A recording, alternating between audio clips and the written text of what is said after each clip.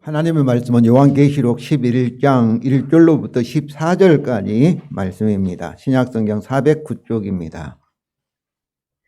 요한계시록 11장 1절로부터 14절까지 말씀을 교독하시겠습니다. 신약성경 409쪽입니다. 제가 먼저 읽겠습니다. 또 내게 지팡이 같은 갈대를 주며 말하기를 일어나서 하나님의 성전과 제단과 그 안에서 경배하는 자들을 청량하되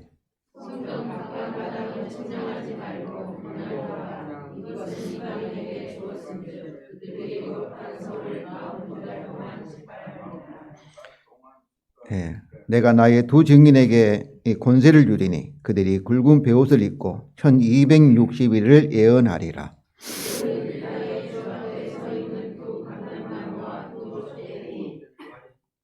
만일 누구든지 그들을 해하고자 하면 그들의 입에서 불이 나와서 그들의 온수를 삼켜버릴 것이요 누구든지 그들을 해하고자 하면 반드시 그와 같이 죽임을 당하리라.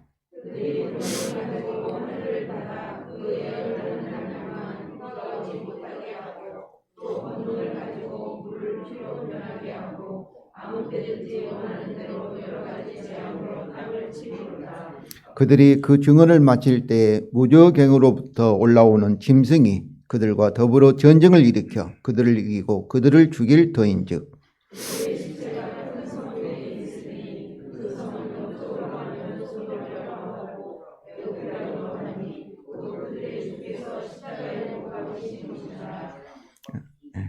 백성들과 족속과 방언과 나라를 중에서 사람들이 그 시체를 사흘 반 동안을 보며 무덤에 장사하지 못하게 하리로다.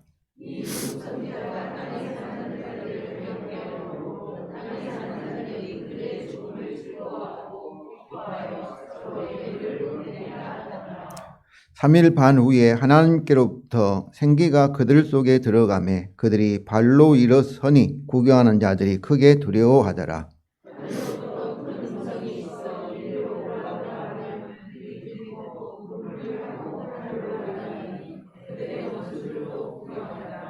그때 큰 지진이 나서 성 10분의 1이 무너지고 지진에 죽은 사람이 7천이라. 그 남은 자들이 두려워하여 영광을 하늘에 하나님께 돌리더라.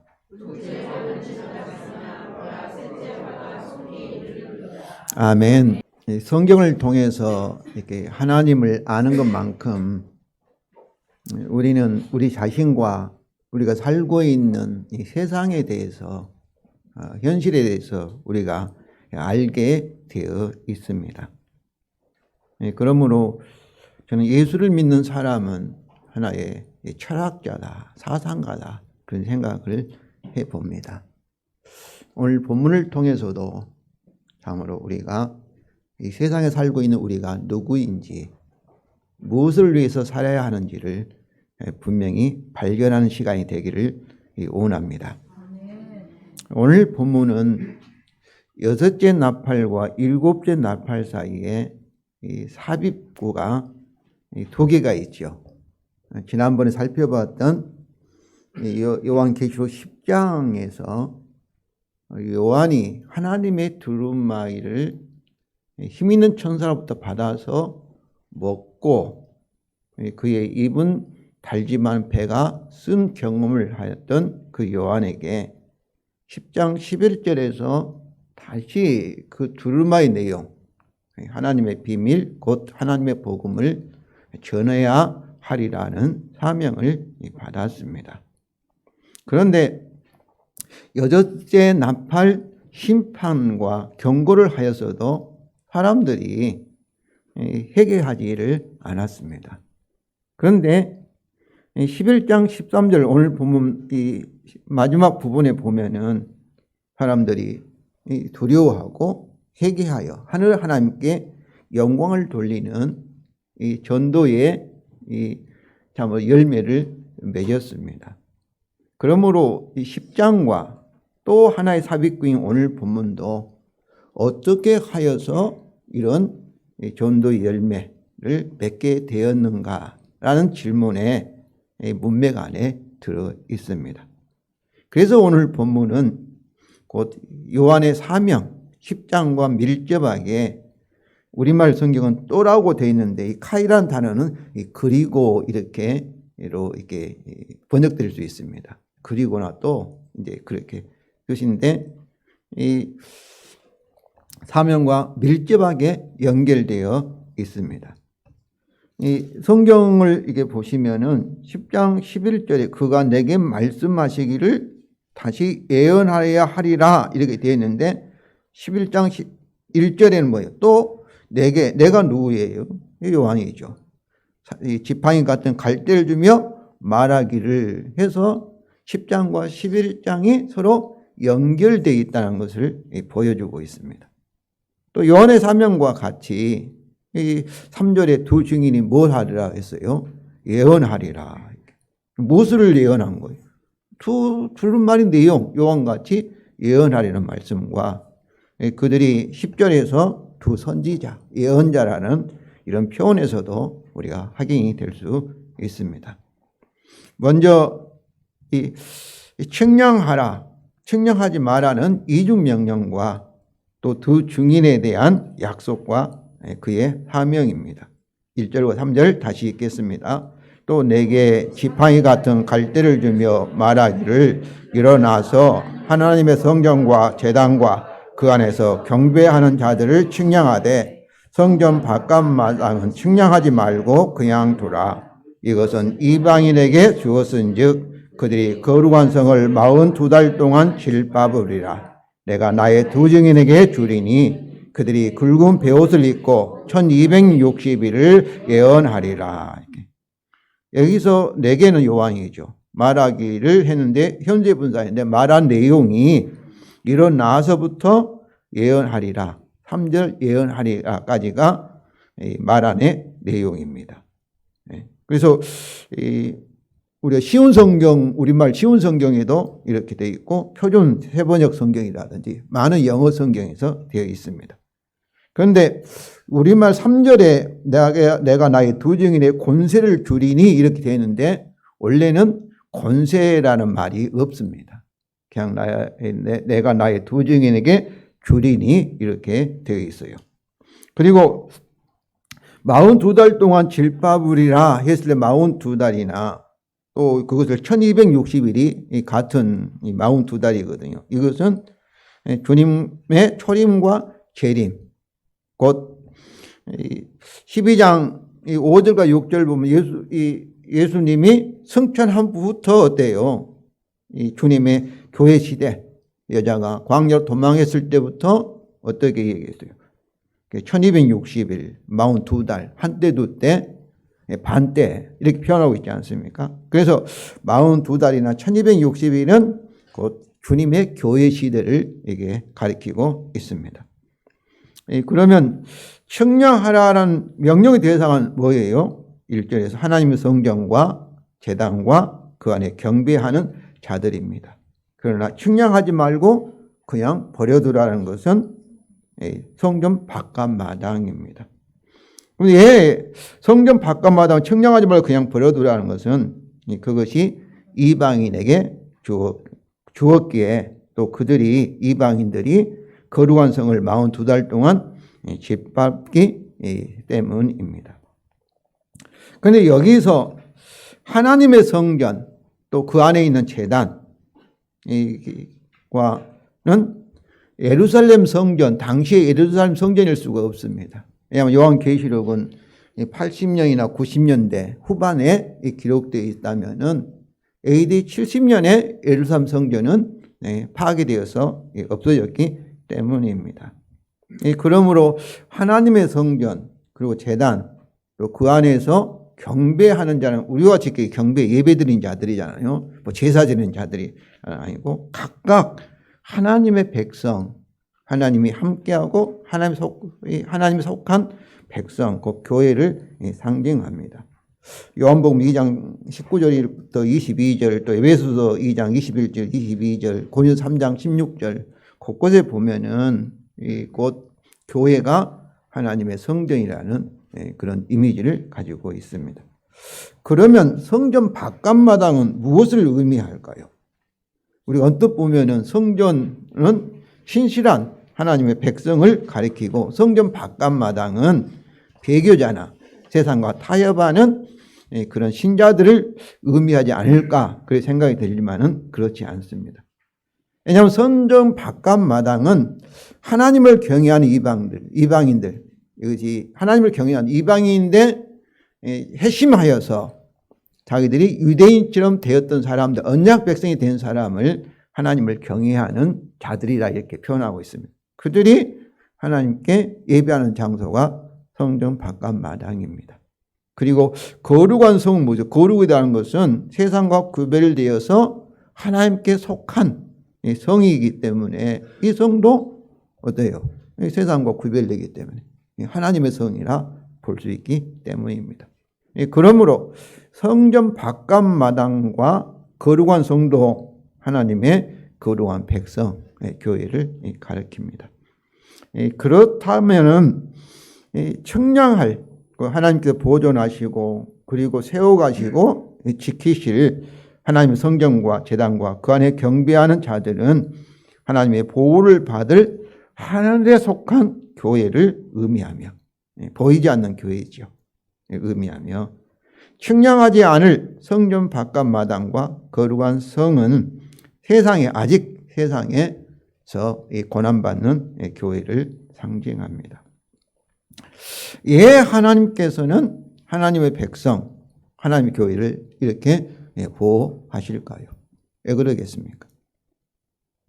하나님께서는 하나님의 교회를 세상에 이처럼 참 고난을 받도록 허락하실까요? 왜 그러겠습니까? 하나님이 나와 함께 하시고 떠나지 아니하시고 우리를 지키시고 보호하시는가? 우리가 불렀던 찬송의 내용처럼 예수님께서 우리가 지은 모든 죄를 창조 언약과 율법 언약에 따라 대신 심판을 받으시고 하나님 앞에 율법적으로나 언약적으로 완전한 자, 언약을 다 지킨 의로운 자로 우리 신분을 주셨기 때문입니다. 다시 말하면 복음 때문이죠. 새 언약 때문이죠. 하나님께서도 언약에 따라 저와 여러분을 완전히 지키시고 복음의 약속에 따라 우리 구원을 완성하실 것을 믿으시기 바랍니다. 그러나 아직 이 새 언약, 이 복음의 약속이 이게 다 이루어지지 않았습니다. 그래서 우리도 이 세상에 살면서 고통당하고 또 아프기도 하고 육체적으로 늙어가고 죽음을 당하기도 합니다. 왜 그러겠어요? 왜 아직 이 세상에 참으로 불의한 일을 보게 되고 고통을 받게 하겠어요?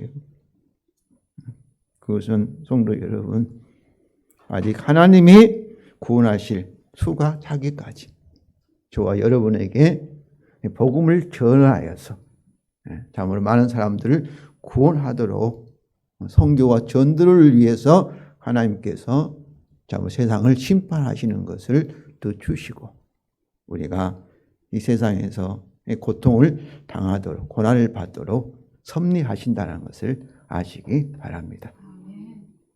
그러기 때문에 참으로 예수님이 오셔서 그때 참으로 십자가에서 죽음을 당하시고 또 그때 이 세상을 심판하셨다면 어떠하겠어요? 우리에게는 참으로 이 구원을 잃어버리게 된 것이죠.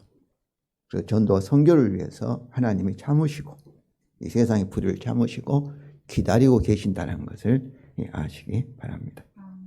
이처럼 이 측량의 이중 명령은 요한의 예언 사역과 두 증인의 예언 사역에 대한 이 세상의 핍박과 그리고 하나님의 인재와 절대 보호를 나타내고 있습니다. 두 번째로 이 두 증인에 대한 약속과 그들의 예언의 사역입니다. 3절 다시 읽겠습니다. 내가 나의 두 증인에게 주리니 그들이 굵은 베옷을 입고 1260일을 예언하리라. 여기 내가는 누구겠어요? 하나님 또는 주님 어린 양이신 예수 그리스도를 가리키죠. 그러면 1절에서 말하기를 이 주제도 하나님 또는 어린 양일 것입니다.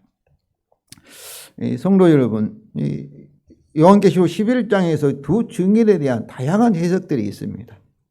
모세다, 엘리야다, 에녹과 엘리야다, 또 여호수아와 수룹바벨이다, 뭐 여러 가지 뭐 야고보, 두 야고보다, 뭐 하여튼 베드로와 바울이다, 하여튼 여러, 또 미래에 아직 오지도 않았는데 미래에 예수님이 재림할 이 직전에 나타날 어떤 두 사람이다 등등 여러 견해들이 있습니다.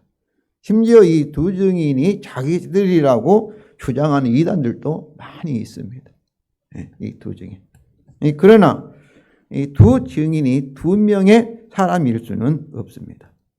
왜냐하면 우리가 오늘 본문을 읽어보면 그들이 각각 개인적으로 하지 않고 모든 면에서 마치 한 사람처럼 그들이 행하기 때문입니다. 심지어 그들은 동일한 것을 받으며 동일한 기간에 똑같이, 그러니까 제가 지금 혼자 설교하고 있지 않습니까? 두 사람이 마치 한 사람이 설교한 것처럼 예언하고 동일한 시간과 동일한 장소에 동일한 방법으로 죽음을 당하기도 하고 또 부활하기도 하고 또 승천합니다. 그러니까 두 사람인데 한 사람처럼 이렇게 묘사되고 있어요. 특히 그들의 그 시체는 복수명사가 아니라 전체를 대표하는 정관사와 그리고 단수명사입니다. 이 영어에나 이 문장 정관사 더라고 하죠. 이렇게 시체 그 개 하면은 세상에 있는 모든 개를 대표하는 그런 의미를 가지고 있습니다.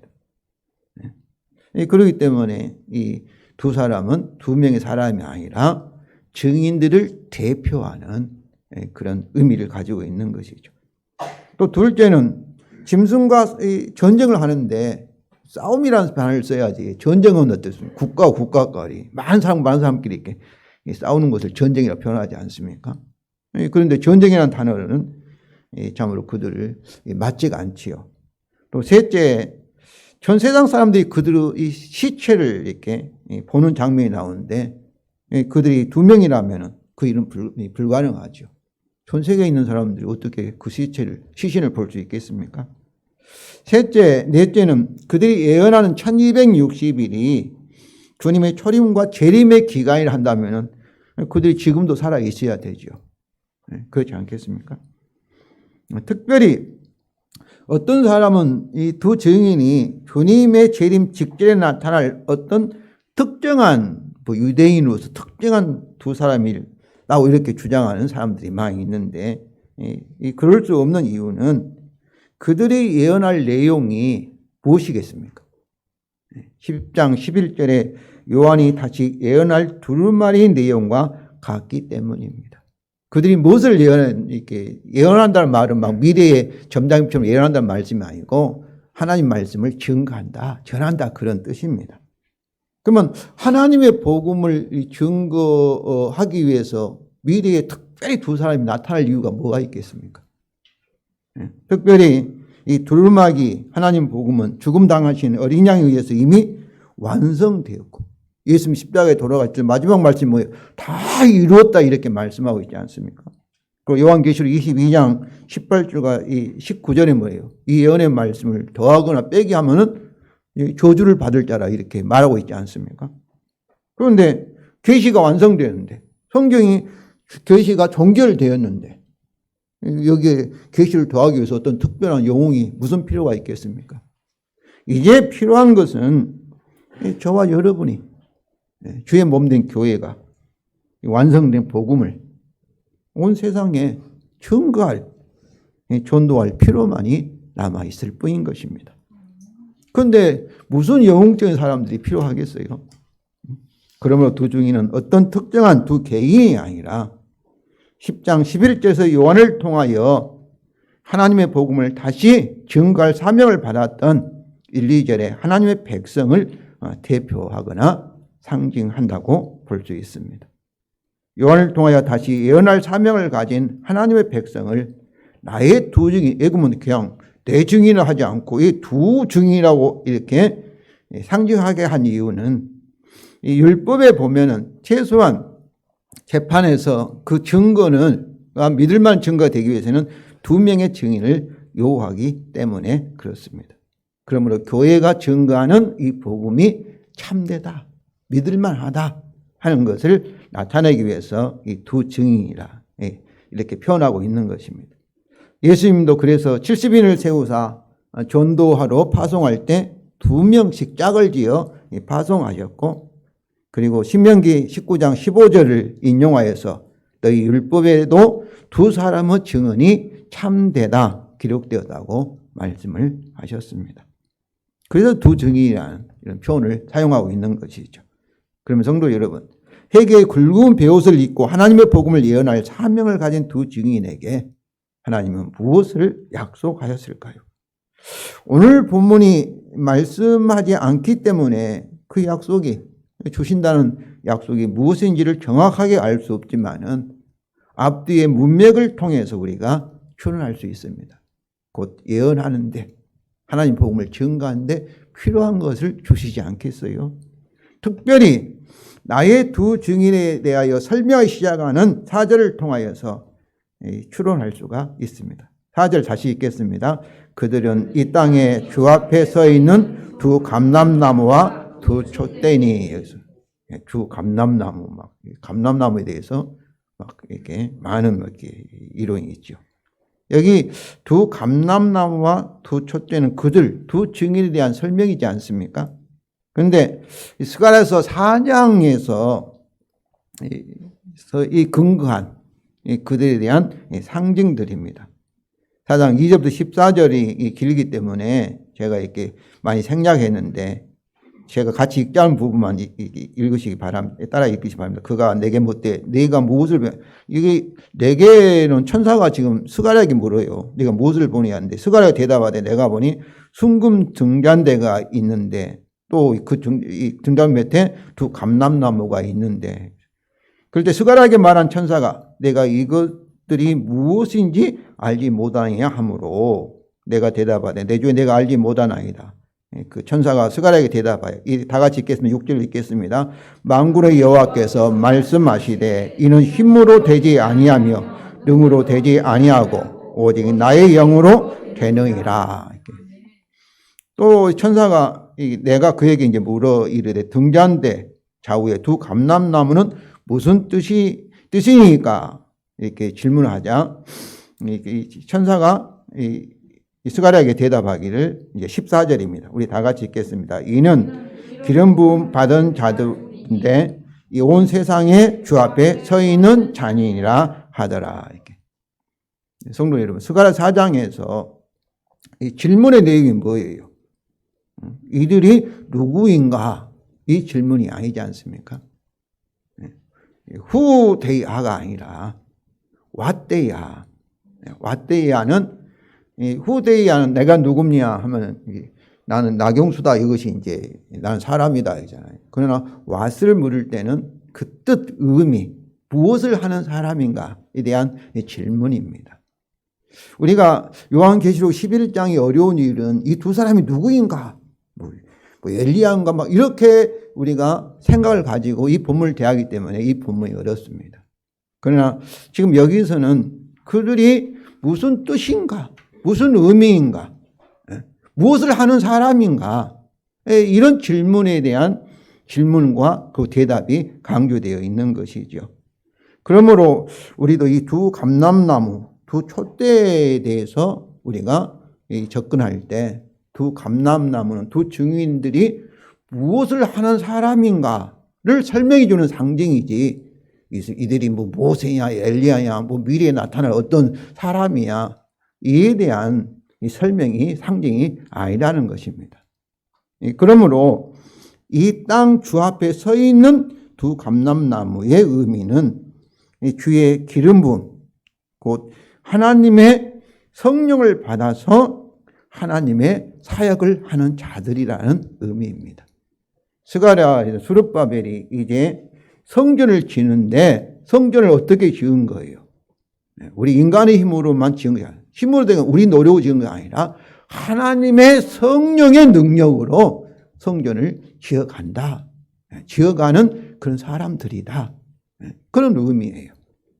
그리고 이 땅의 주 앞에 서 있는 2 촛대는 어떤 의미냐면은 그들이 2 증인이 주의 기름 부음, 하나님의 성령을 받아서 하나님의 빛을 세상에 보여주는 교회 보여주는 그런 공동체라는 그런 의미입니다. 그래서 우리가 마태복음 5장 14절에도 13절에도 너희는 세상의 빛이라 제자들에게 이렇게 말씀했지 않습니까? 그래서 계시록 4장 5절에 이런 말씀이 있습니다. 우리 다 같이 읽겠습니다. 보호자 앞에 켠 등불 7이 있으니 이는 하나님의 7영이라. 그러니까 하나님 보호자 앞에 켠 7 등불이 뭐예요? 성령님이다 이렇게 말씀하시는 거예요. 그런데 이 등불이 7 촛대 위에서 켜서 빛나고 있기 때문에 7 촛대는 계시록 1장 20절에서 7은 모든 교회를 말하죠. 교회를 상징하는 것입니다. 그러기에 성령 받는 교회가 뭐예요?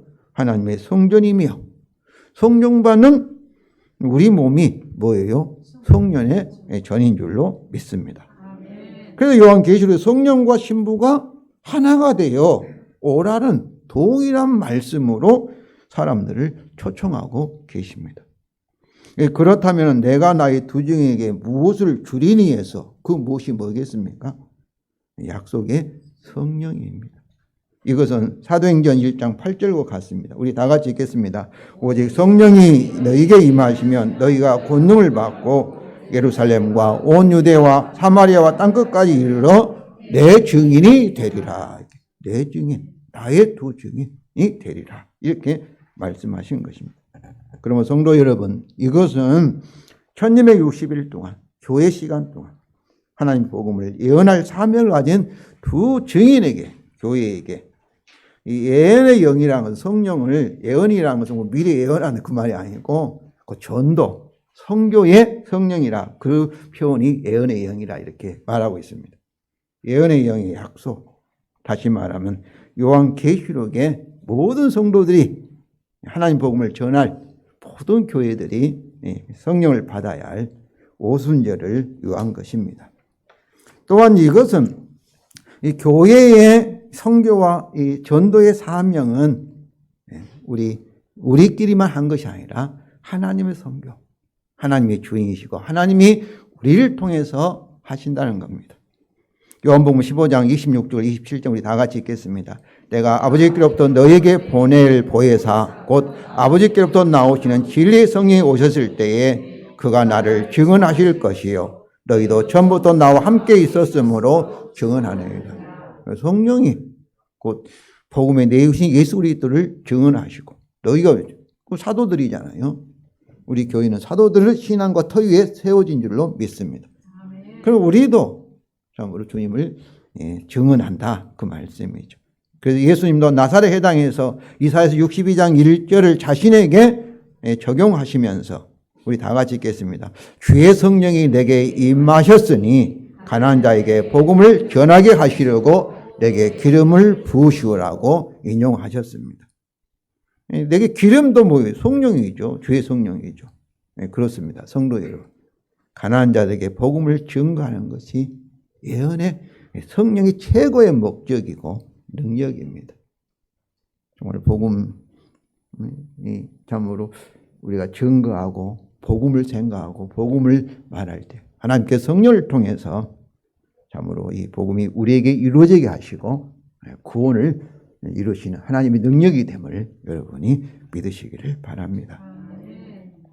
이제 요한은 약속의 성령을 받아 1260일 동안을 하나님 복음을 예언할 사명을 가진 그의 두 증인에 대해서 설명하십니다. 4절부터 13절은 그리고 이렇게 간단하게 설명하기 때문에 빨리빨리 지나가겠습니다. 첫째, 교회가 가진 권세입니다. 4절부터 6절 우리 다 같이 읽겠습니다. 그들이 이 땅의 주 앞에 서 있는 두 감람과 두 촛대이니 만일 누구든지 그들을 해하고자 하면은 그들의 입에서 불이 나와서 그들의 온수를 삼켜버릴 것이요 누구든지 그들을 해하고자 하면 반드시 그와 같이 죽음을 당하리라. 그들이 권능을 가지고 하늘을 닫아 그 예언을 하는 날 동안 비가 오지 못하게 하고 또 권능을 가지고 물을 피로 변하게 하고 아무 때든지 원하는 대로 여러 가지 재앙으로 땅을 치리로다. 이렇게 여기서 마치 이렇게 엘리야 같은 그런 권능을 가지고 있고 또 모세와 같은 권능을 가지기 때문에 이 두 증인이 엘리야가 아니냐 모세 아니냐 이렇게도 이 사람들이 보고 있습니다. 그러나 이 두 증이 엘리야가 모세가 아니라 엘리야 같은 권능을 나타낸다, 그런 말씀이죠. 그래서 이것은 이 교회가 가지고 있는 권세라. 구열을 핍박했던 노마는 사라지지만, 성도 여러분, 중국에서 모 대통령은 참으로 선교사를 다 쫓아내고 성경을 불태우고 그리고 교회를 다 부숴버리고 했지만은 참으로 교회가 없어졌습니까? 오히려 더 많은 사람들이 이렇게 예수 믿게 되어서 지금은 뭐 1억 명이 넘는, 1억 5천만 명이 넘는 그런 신자를 중국 교회가 보호하고 있습니다. 같은 말씀이 마태복음 16장 17절에도 내 교회를 세우니 음부의 권세가 이기지 못하리라. 내가 천국 열쇠를 내게 주리니 네가 땅에서 무엇인지 매면 하늘에서 매일 것이요 네가 땅에서 무엇인지 풀면 하늘에서도 풀리리라.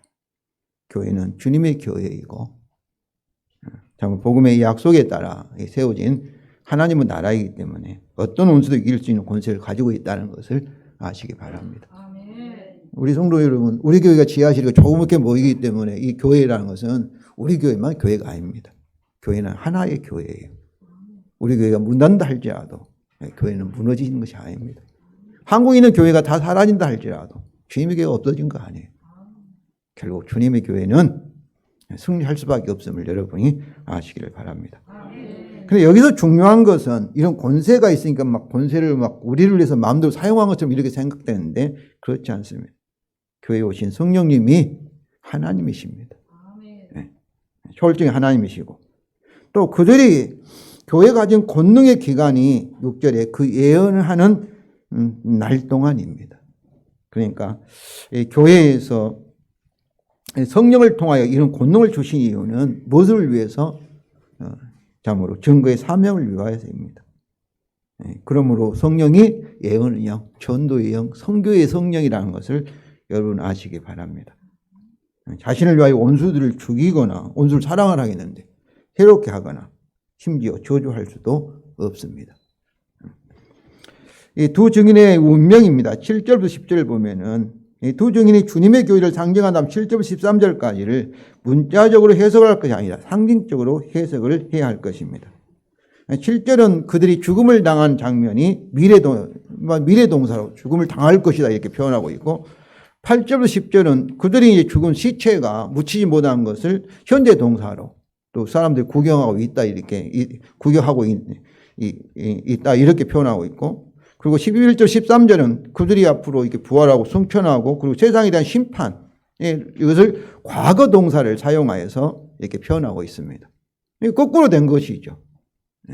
오히려 죽음을 당한 것이 과거고 그다음에 구경한 것도 현재고 그다음에 이게 이 부정 과거는 미래적으로 이렇게 표현해야 되는데 미래 동사, 현재 동사, 과거 동사를 이렇게 사용하고 있다는 것은 두 증인의 사건들이 시간적인 순서나 문자적인 그런 내용이 아니고 상징적이라는 것을 암시합니다. 두 개인이 아니라 교회라면 지금 이 교회 시대 42달, 한때, 두때, 세때 이 시간 동안 일어날 사건들을 이렇게 상징적으로 보여주는 것이죠. 첫째는 그들의 죽음입니다. 그들이 증언을 마칠 때 무적에서 올라오는 짐승이 그들과 더불어 전쟁을 일으켜 그들을 이기고 그들을 죽일 터인데. 그러니까 이 올라오는 이 동사가 현재 분사이기 때문에 계속 올라오고 있는. 언뜻 보면 문자적으로 증언을 마칠 때만이 올라온 것이 아니라 올 처음부터 계속해서 나오는 것을 말하고 있습니다. 따라서 그들의 우리의 전도 선교는 무적의 지금 사단과 그의 배후든 또 이 반대하는 세상과 영적 전쟁을 말하고 우리가 고난을 당하고 패한것 같이 보이고 심지어 죽음까지도 당하게 될 것입니다. 그러나 그들이 증언의 사명을 마칠 때야 죽음을 당하게 된다는 것이죠. 저는 오늘 말씀을 통해서 우리가 개인적으로 적용하면은 주님이 우리에게 주신 사명을 마칠 때까지는 우리가 죽을 수 없다는 것을 알고 있습니다. 사명을 마칠 때 그때 하나님 우리를 부르시고 천국으로 데려가실 거예요. 둘째는 교회의 그들 시체에 대한 모독입니다. 여기서 사흘 반 또는 3일 반은 한때 두때 반때와 같고 그래서 42달이나 1260일이므로 사흘 반 또는 3일 반도 그리스도의 초림과 재림 기간 주님의 교회 시대를 나타냅니다. 왜냐하면 날이라는 단어가, 요미라는 단어가 꼭 24시간을 가리키지 않습니다. 이사야서 62장 2절에 보면은 은혜의 해라고 표현하고 있고 그 다음에 보복의 날로 표현하고 있어요. 해나 날과 같은 의미예요. 여호와의 날에 대한 다른 이런 표현입니다. 그러므로 오늘 이 8절과 9절에 있는 이 말씀도 지금 우리 살고 있는 시대에 일어나고 있는 그런 현상들을 말하고 있습니다. 여기서 큰 성은 이 바벨론을 가리키고 참으로 그들 시체를 구하며 무덤에 장사하지 못하게 하는 세상을 상징합니다. 그래서 요한은 그 성을 영적으로 하면 뭐라고 합니까? 소돔이라고도 하고 애굽이라고도 하며 그들이 주께서 십자가에 못 박히신 예루살렘과 같다고 하였습니다. 성도 여러분, 이것이 우리가 살아야 하며 복음을 증거해야 할 세상의 성격입니다. 악한 세상이 주님을 미워하고 핍박했듯이 그들의 증인인 우리도 계속해서 미워하고 핍박을 할 것입니다. 우리가 일시적으로 나그네로 사는 우리나라도 이 세상에 속하고 있습니다. 우리의 시민권은 하늘에 있음을 아심으로 우리나라에 대해서 너무 염려하거나 또 이렇게 실망하지 마시기 바랍니다. 우리나라를 사랑하며 기도를 하여야 하지만은 너무나 지나치게 집착하고 지나치게 사랑하는 것은 그것은 세상을 사랑하는 잘못입니다. 셋째는 그들의 죽음에 대한 땅에 사는 자들의 즐거움입니다. 우리 다 같이 읽겠습니다. 이 두 선지자가 땅에 사는 자를 괴롭게 한 거로 땅에 사는 자들이 그들의 죽음을 즐거워하고 기뻐하며 서로 예물을 보내니라. 죽음에 대해서 이렇게 기뻐하고 즐거워하고 그러니까 측은지심이 없는 거죠. 죽음에 대해서도 이렇게 동정하지 못하는 세상의 모습을 보여주고 있습니다. 마지막으로 두 증인의 궁극적인 승리입니다. 첫째는 그들의 부활과 승천입니다. 우리 다 같이 읽겠습니다. 3일 반 후에 하나님께로부터 생기가 그들 속에 들어가며 그들이 발로 일어서니 구경하는 자들이 크게 두려워하더라. 하늘로부터 큰 성이 있어 이리로 올라함을 그들이 듣고 구름을 타고 하늘로 올라가니 그들의 원수들도 구경하더라. 죽음당한 그들이 하나님 생기가 뭐겠어요? 성령에 의해서 어린 양과 같이 부활하였고 하나님 말씀으로 승천을 하였습니다. 왜 이렇게 되겠어요? 새 언약에 따라 하나님께서 이루어진 것이죠. 이 말씀도 문자적으로 이해해서는 안 되죠. 우리에게는 주께서 새 언약에 따라 복음의 약속에 따라 우리 부활과 그리고 승천하는 그런 역사가 일어나게 될 것입니다.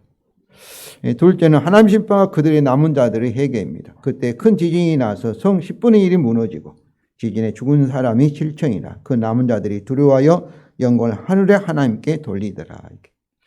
큰 지진에 의한 이 심판은 이 마지막 심판이라고 볼 수 없지요. 왜냐하면 14절에 둘째 하가 가리키는 것이 여섯째 나팔의 심판을 가리키기 때문에 여기서 하나님 심판도 여섯째 나팔의 심판에 속한다고 볼 수 있습니다. 그래서 그 지진에 의하여 세상의 10분의 1이 무너지고 죽은 사람이 7천이지만은 그러나 그 남은 자들이 두려워하며 회개하여 하나님께 영광을 돌렸다는 것입니다. 성도 여러분, 우리는 오늘 본문에서 세상의 적대적인 상황과 하나님의 절대 보호 아래서 두 증인의 성령을 통한 선교 사명과 그들의 운명과 그리고 궁극적인 승리를 살펴보면서 이 시대를 사는 우리의 존재 의미와 그리고 소명에 대해서 주의 음성을 들었습니다. 성도 여러분, 복음을 부르심을 받을 때 우리는 이미 선교적인 존재가 되었다는 것을 아시기 바랍니다. 하나님께서 아브라함을 부르실 때 뭐라고요? 세상에 있는 모든 족속이 너를 인하여 복을 얻을 것이라는 그런 선교적인 사명을 주신 거예요. 그러니까 우리가 예수의 복음으로 제사함 받고 구원을 받는 순간 그 순간에 우리는 뭐예요? 주님의 증인이 되는 것입니다. 이를 위해서 성령이 우리 가운데 와 계신 줄로 믿습니다. 이것이 우리가 세상에 존재하는 목적이고 그리고 우리 교회가 참으로 이 세상에 있는 이유라고 한다면은 성도 여러분, 우리가 어떻게 해야 할까요? 참 이런 소명, 이런 사명의 관점으로 여러분 자신을 이해하고 여러분 환경을 살펴보고 또 이것을 위해서 성령께서 우리를 의의 길로 생명의 길로 인도하고 있다는 사실을 여러분이 아시고 참으로 그 의미에 맞는 영원한 하나님의 일에 여러분 충성스럽게 참여하시기를 주님의 이름으로 부탁을 드립니다.